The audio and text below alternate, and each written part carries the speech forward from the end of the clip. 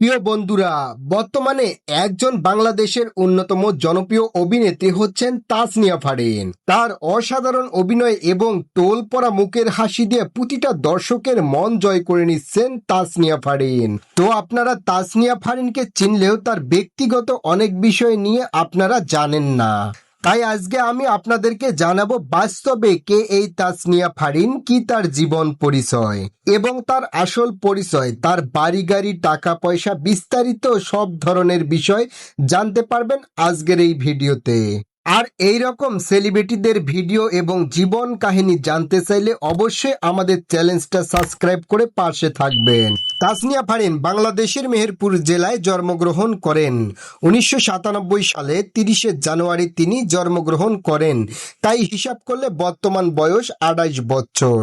তাসনিয়া ফারিন ছোটবেলা থেকে নাচ এবং গানের প্রতি অনেক আগ্রহ ছিলেন, কিন্তু একটা পর্যায়ে তার নাচের প্রতি আগ্রহ কমে যায়। তখনই তিনি ঠিক করেন তিনি একজন সঙ্গীত শিল্পী হবেন। অভিনেত্রী হওয়ার বিষয়টি তিনি কখনো ভাবেনি, কিন্তু তাসনিয়া ফারিনের মায়ের ইচ্ছে ছিল তার মেয়ে একজন অভিনেত্রী হবে। 2016 সালে তাসনিয়া ফারিনের প্রথম অভিনয় জগতে পা রাখেন এবং সেটা ছিলেন একটি গ্রামীণ ফোনের বিজ্ঞাপনে। ফারিনের মা ফারিনকে না জানিয়ে তার একটি ছবি মডেলের কাছে পাঠিয়ে দেন এবং তার ছবিটি দেখে নির্বাচকেরা তাকে চয়েস করে নেন। মূলত এভাবেই তাসনিয়া ফারিনের মিডিয়া জগতে পা রাখা শুরু হয়।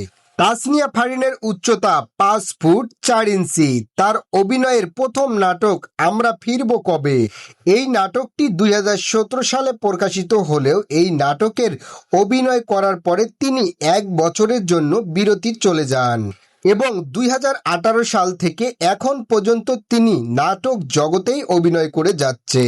তাসনিয়া ফারিন কিন্তু বর্তমান সময়ে একটা চলচ্চিত্রের ছবিতেও অভিনয় করেছেন। তার কাছে একটার পর একটা নাটকের অফার আসতেই থাকে, তবে কিন্তু তিনি সব নাটকে অভিনয় করার জন্য রাজি হন না।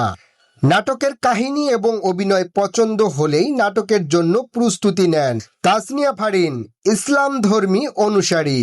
তার শখ হচ্ছে ভ্রমণ করা এবং নাটক করা। তাসনিয়া ফারিনের রিলেশন সম্পর্কে বলতে গেলে তিনি এখন বিবাহিত।